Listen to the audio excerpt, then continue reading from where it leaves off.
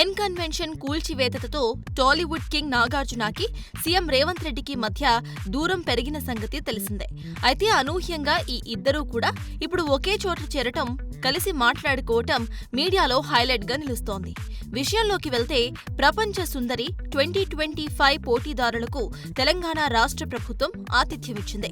నగరంలోని చారిత్రాత్మక చౌమహల్లా ప్యాలెస్ లో వీరికి ప్రత్యేక విందు కార్యక్రమాన్ని ఏర్పాటు చేసింది.